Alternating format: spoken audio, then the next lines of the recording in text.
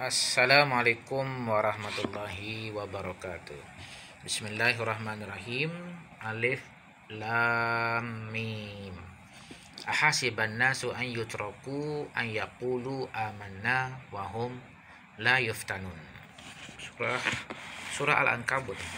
Ahasiban nas, apakah manusia mengira ahasiban nas an yutraku, bahwasanya dia ditinggalkan begitu saja setelah dia berkata amanna, kami beriman, wahum la yuftanun, sedangkan mereka tidak diuji. Jadi kita manusia ini, kalau ada 10 juta manusia di dunia ini, 10 juta cara Tuhan menguji seseorang. Jadi cara hidup itu, laluan hidup itu tidak sama. Kalau kita diuji, kalau kita susah, kita ingatkan sahabat-sahabat kita yang sudah pergi. Kita masih hidup, walaupun kita diuji kita masih hidup. Dan ada sahabat-sahabat kita yang sudah pergi untuk selama-lamanya. Tadi saya buka laptop saya, ternampak video sahabat lama saya, Wang Zul.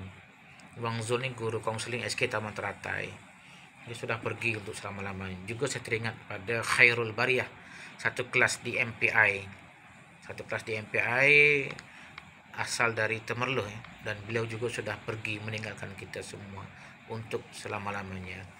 Bagaimanakah nasib mereka yang sudah pergi? Tidak ada siapa yang mengetahui. Pun begitu nasib kita nanti setelah kita pergi, setelah kita menamakan ujian hidup di dunia ini, tidak ada orang mengetahui. Jadi dunia ini seperti pentas ataupun dewan. Seseorang masuk dalam dewan, dia menjawab peperiksaan. Sampai masa habis, dia akan keluar dari dewan, dan kita dihantar ke dunia ini, kita diuji sampai waktu kita akan dipanggil pulang, dan waktu tidak sama. Kalau dewan diberi masa 1 jam untuk menjawab soalan, dan soalan di dewan itu sama semua, sama semua. Tapi di dunia ini kita mendapat ujian tidak sama, dan masanya tidak sama.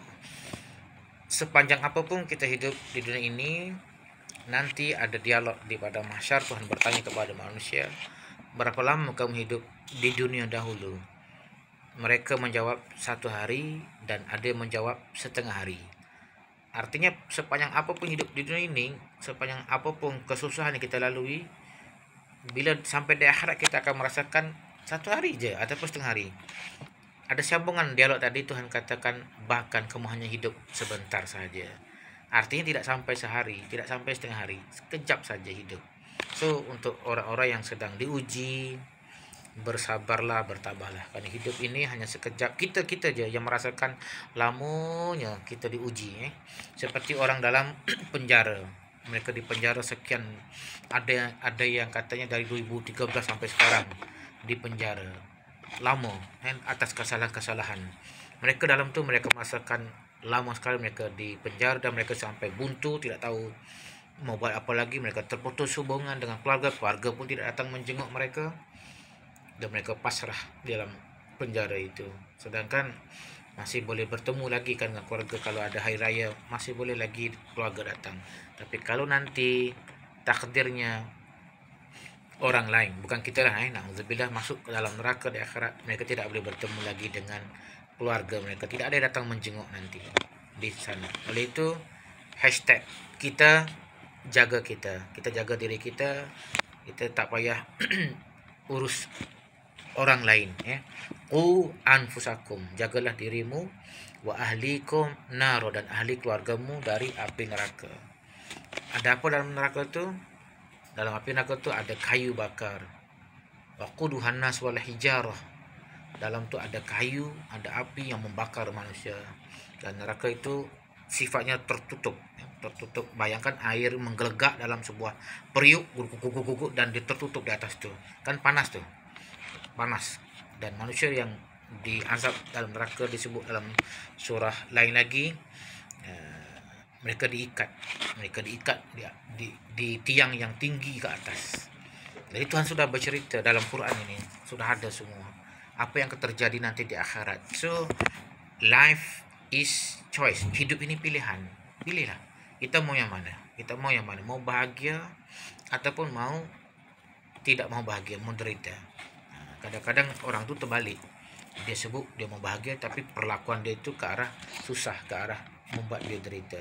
So kita samakan, selaraskan. Hati kita kata kita mau bahagia, perlakuan kita, tindakan kita, tutur kata kita pun kita ke arah bahagia-bahagia. So masa sangat singkat hidup di dunia ini, kita tidak usah mempeduli orang lain, sekolah orang lain, dunia orang lain. Kita urus kita saja ya. Wal aqibatu lil muttaqin. Hujung-hujung hidup ini di akhirat nanti, wal aqibatu, akibat kesudahan yang baik-baik itu untuk orang yang muttaqin, orang yang bertakwa. Lalu kita usahakan agar kita jadi orang yang muttaqin tadi. Ya, kalau bukan muttaqin tidak akan sudah-sudah. Terus disiksa, bahkan ada yang kekal abadi dalam neraka. Masya Allah. Na'udzubillah. Yang baik daripada Allah Subhanahu wa taala, yang kurang daripada salah, kurang diri sendiri, daripada saya sendiri, minta ampun dan maaf. Assalamualaikum warahmatullahi wabarakatuh.